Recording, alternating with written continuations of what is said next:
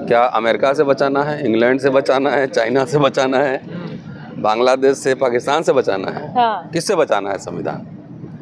सीधा और सीधा लाइन जो है ना, पॉलिटिकल पार्टीज खुल के नहीं बोल रही हैं, हम लोग खुल के बोल रहे हैं। और जो बोल रहे हैं आज न कल देखिएगा, पॉलिटिकल पार्टीज ये बात बोलेंगी ही बोलेंगी कि संविधान को बचाना है, आरएसएस से बचाना है, संविधान को बचाना है, आरएसएस संघ परिवार से, बीजेपी से बचाना है। और ऐसा मैं क्यों कहता हूँ? मैं इतिहास का छात्र हूँ। क्या हिंदू महासभा को, सावरकर को, गोलवलकर को, जिन्ना से कोई समस्या थी? भाई तुम पाकिस्तान ले लो, दो राष्ट्र का जो थ्योरी है, सावरकर भी कह रहे थे कि हम दो मुल्क हैं, दो राष्ट्र हैं, जिन्ना भी कह रहे थे, तो उनसे समस्या नहीं थी। समस्या आरएसएस, हिंदू महासभा, संघ परिवार को समस्या अम्बेडकर से थी, क्योंकि अम्बेडकर बात कर रहे थे इक्वलिटी की, समानता की, बंधुता की, स्वतंत्रता की बात कर रहे थे। तो वो समस्या इसलिए थी, इसलिए कि उनका फिलॉसफी आता है कहाँ से? मनुस्मृति से आता है। अब मनुस्मृति में आप कहाँ हैं, अपना भी जगह तलाश कर लीजिए। आप महिला हैं ना जी। तो मनुस्मृति किसके बारे में लिखा हुआ है? वो कोई मुसलमान के बारे में लिखा है, कोई ईसाई के बारे में लिखा है, किसके बारे में लिखा है? मनुस्मृति हिंदुओं के, जिसको आप हिंदू कहते हैं, हिंदू तो बहुत मॉडर्न टर्म है, जिसको आप हिंदू कहते हैं उसी के लिए मनुस्मृति लिखा गया है। हिंदू महिलाओं के बारे में लिखा गया है, जो पिछड़े हैं, शूद्र अतिशूद्र हैं, उसके बारे में लिखा गया है। तो क्या लिखा गया है उसमें? कि आप जो है इतना बढ़िया जैकेट और जींस पहन के घूमेंगी, ये लिखा है उसमें? हाँ। कि आपको मुंह पे ताला बंद करके घर में रहना है, जब आप बच्ची रहेंगे तो पिता को मानना है, शादी होगी तो आपको हस्बैंड को मानना है, बुजुर्गियत में बेटा को मानना है, अपना स्वतंत्र कुछ भी नहीं। ये है ना। शूद्र का काम क्या है? वेद से आ रहा है जो आइडिया, पूरा मनुस्मृति में क्रिस्टलाइज करता है कि शूद्र का काम है तीनों वर्ण की सेवा करना। शूद्र में भी दो तरह के शूद्र बनाए, एक सत शूद्र, एक असत शूद्र, एक निर्वासित, एक अनिर्वासित। कि जिससे घर का काम लेना है, बोला तुम तो बढ़िया शूद्र हो भाई, तुम आ जाओ घर में काम करो। और जिसको दूर रखना था, बोला असत शूद्र, इम्प्योर है। उसके बाहर भी एक है पंचम वर्ण है, गांधी जी जिसको पंचम वर्ण कहते हैं, जिसकी वकालत अंबेडकर के प्रमुख श्रोता जो है अछूत समुदाय रहे हैं। वो वर्ण व्यवस्था के बाहर है, वर्ण व्यवस्था के बाहर। आजकल तो सबको हिंदू बना रहा है, सब हिंदू हैं, बटोगे तो कटोगे। हैं? एक काम करो ना, जो कह रहा है बटोगे कटोगे, उसको बोलो कि घर में अपने किचन में अपने डाइनिंग टेबल पे बुलाए और सारे जितने दलित हैं सबको बुलाए, वहाँ खाना खिलाए, अपने से बनाए, अपने से सर्व करे, अपना वॉशरूम यूज करने दे, उनके सोफे पे उनके बच्चे कूदें। अपने घर बुलाओ ना। हिंदू सब एक है, एक काम करो, आरएसएस के हेडक्वार्टर पे जाओ, अब बोलो कि सब जो है ना, सब लोग आओ यहाँ पर, सब लोग को हम भोज कराते हैं। तो समस्या क्यों सब बात कह रहा हूँ, समस्या थी अम्बेडकर से थी। और अम्बेडकर का जो पूरा कॉन्स्टिट्यूशन में जो कंट्रीब्यूशन है, जो पूरा कॉन्स्टिट्यूएंट असेंबली का, जवाहरलाल नेहरू और संविधान सभा के जितने सदस्य थे, वो लार्जली ये चाहते थे एक मॉडर्न नेशन बनाना, एक इंडियन रिपब्लिक बनाना। उसमें कम्युनिस्ट का थोड़ा डाइवर्स आइडिया था, सोशलिस्ट का अलग आइडिया था, लेकिन आरएसएस वाले अंदर कुछ नहीं, बाहर विरोध कर रहे थे। कह रहे थे कि संविधान भारतीय मिजाज के हिसाब से नहीं है, लिख रहे थे, अम्बेडकर के पुतले जले, अम्बेडकर के खिलाफ लिखे गए। कल्याण प्रेस ने तो खूब खुल के छापा, हीन जाति अम्बेडकर। क्यों? क्योंकि इक्वलिटी की बात कर रहे थे। अब वो जो उस समय विरोध कर रहे थे, चुप चुप के लिख के, और सब स्लीपर सेल की तरह हर पार्टी में रहता है। आरएसएस आज तक अपना मेंबर डिस्क्लोज क्यों नहीं करता है, मेंबर क्यों नहीं बनाता है? बोला कि सरकारी अधिकारी आरएसएस का शाखा में जा सकते हैं, तो जाओ, लेकिन सब अपना नाम लिखवाओ। तो जो लोग विरोध कर रहे थे वो आज सत्ता में है। तो संविधान के सारे प्रावधान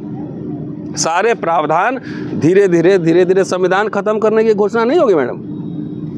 संविधान का जो मूल भावना है, जो प्रावधान है, वो धीरे धीरे उसका पन्ने फाड़ दिया जाएंगे। उसमें जुडिशरी भी मदद कर देता है बीच बीच में। अभी एक सुप्रीम कोर्ट का जजमेंट आया कि प्राइवेट प्रॉपर्टी का जो है नेशनलाइजेशन नहीं हो सकता है ना। अब आप एक बेंच का पूरा फैसला है जिसमें चीफ जस्टिस भी थे। ये क्या है?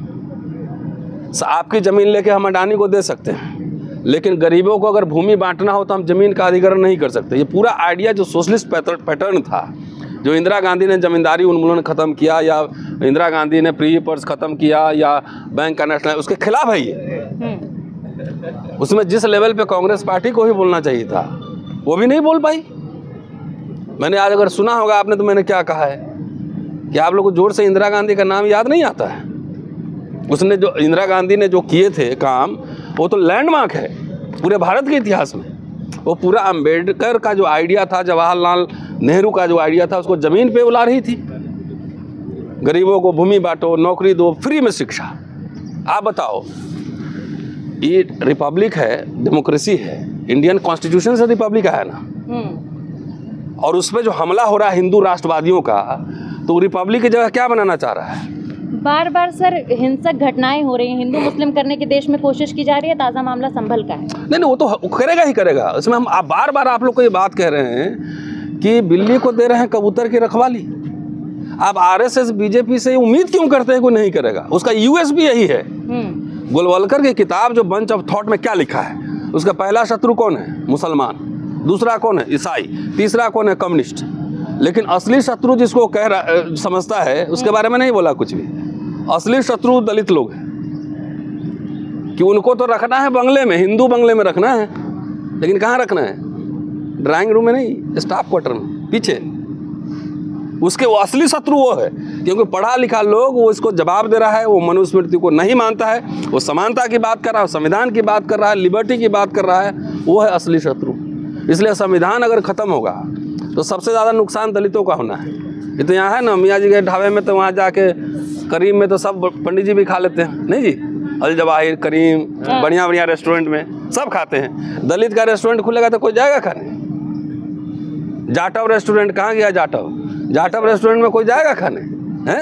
अल जवाहिर में तो चला जाता, सब मेरे दोस्त जाते हैं, पर कहा जितने दोस्त हैं सब खाते। अल करके रख रहे हैं, जो नॉन मुस्लिम है वो भी तो अल करके रख रहे हैं। तो मुस्लिम ब्रांड है, वो तो अपना काम कर लेगा, मुर्गी पाल लेगा, अंडा निकाल लेगा, मैकेनिक बन जाएगा, दर्जी बन जाएगा, रेस्टोरेंट चला लेगा। दलित लोग कहाँ जाएगा?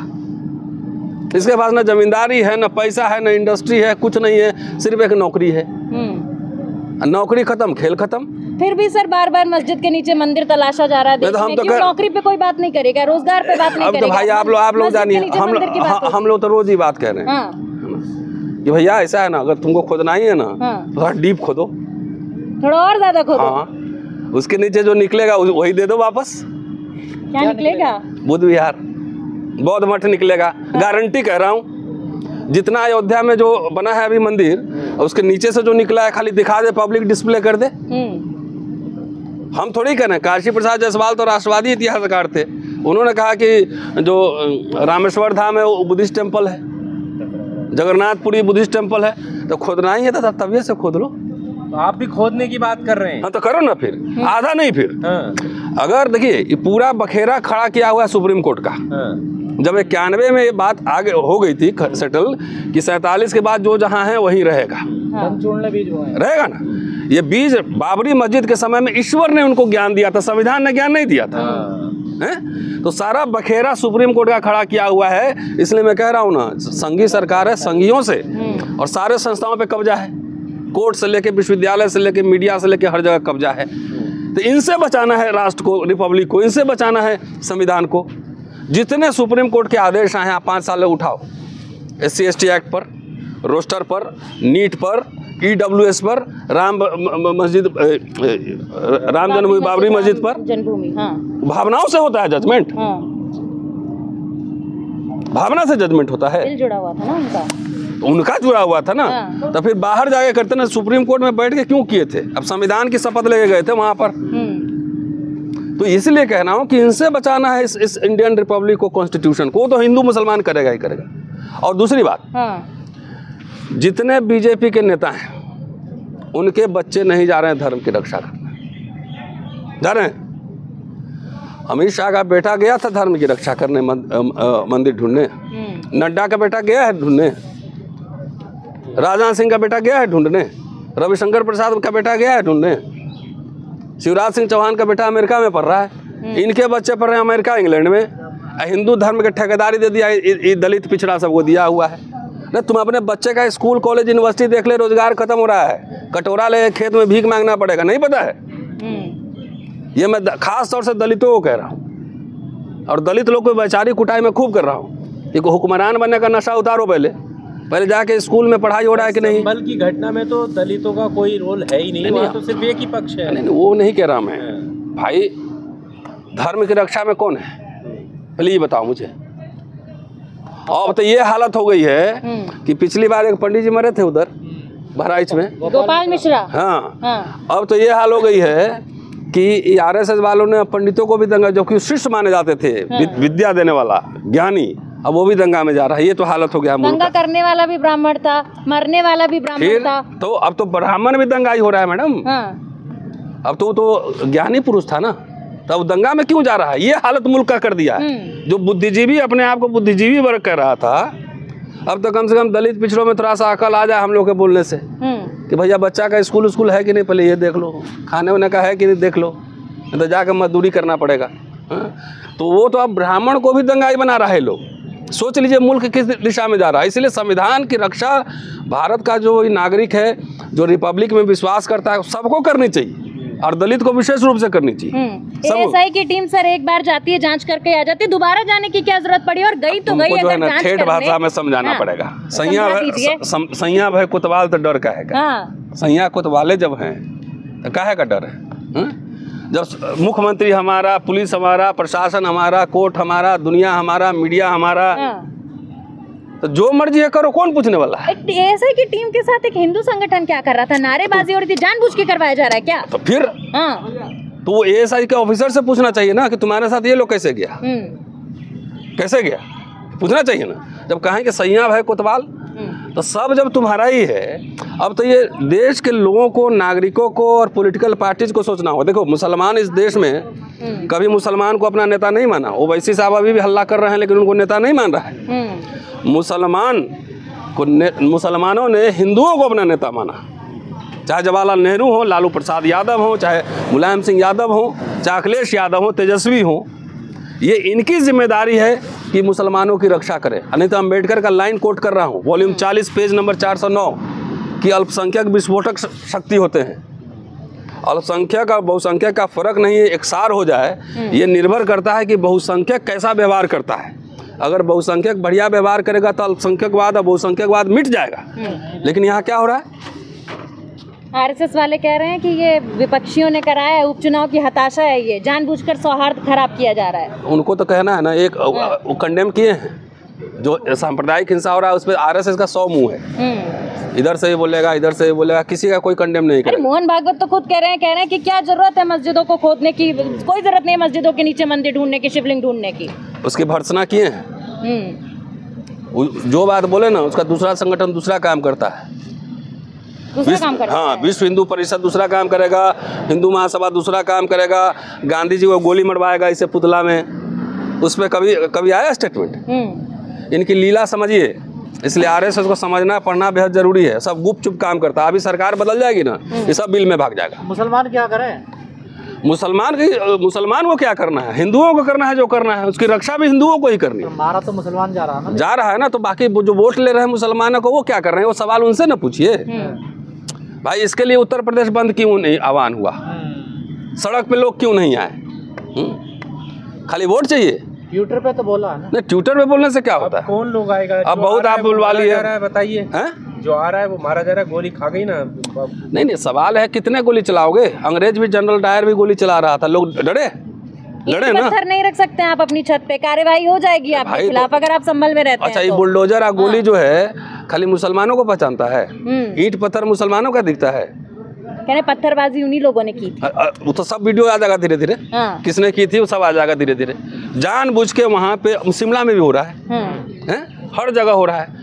मंदिर पे कोई मुसलमान गया है करने की, इसके नीचे देखो मस्जिद है। ये तो जानबूझ के ये शह देता है सरकार। अब बीजेपी आरएसएस शह देती है, हल्ला करो। और रियल मुद्दा जो है अभी अडानी है। अडानी से ध्यान हटा लो। अडानी पे तो बात नहीं की है, इसी पे कर रहे हो। अडानी रियल मुद्दा है। देश का माल लूट लिया पूरा, वो तो सब आ रहा है ना रिपोर्ट सामने। रोजगार पे बात नहीं होगी, शिक्षा पे बात नहीं होगी, अडानी पे बात नहीं होगी, आमदनी पे बात नहीं होगी। खाली हिंदू मुसलमान करते रहो। इससे बचो इससे। मैं सब लोगों को कह रहा हूँ, जितने लोग सुनेंगे, है ना, कि आपको कोई उत्साहित होने की ज़रूरत नहीं। अपना घर जाइए, अपना रोजगार देखिए, बच्चों की शिक्षा देखिए। अदरवाइज आप जो है ना, कटेंगे आप ही, बटे हुए आप ही हैं। कोई नेता का बच्चा नहीं कटने जा रहा है, सब अमेरिका में रहेगा। सर क्या बौद्ध विहारों की बात की जाती है, क्या इस जो अभी लड़ाई चल रही है मस्जिद के नीचे शिवलिंग ढूंढना, मंदिर ढूंढना, उसमें बौद्धों को आना चाहिए बीच में कि हाँ? वो लोग अभी मठ में खाना उना खा के रेस्ट ले रहा है। अच्छा, हाँ, थोड़ा रेस्ट लेने दो अभी उन लोग को। दलित नेता सब भी रेस्ट ले रहा है, आजकल ट्विटर खेलता है। अच्छा है ना, उन लोगों को पूरा जो है ना बोध गया को खाली करवाना चाहिए, सड़क पे उतरना चाहिए, आंदोलन करना चाहिए, लेकिन वो लोग अभी रेस्ट ले रहा है, खाना वाना खा के म्यूजिक वगैरह सुन रहा है।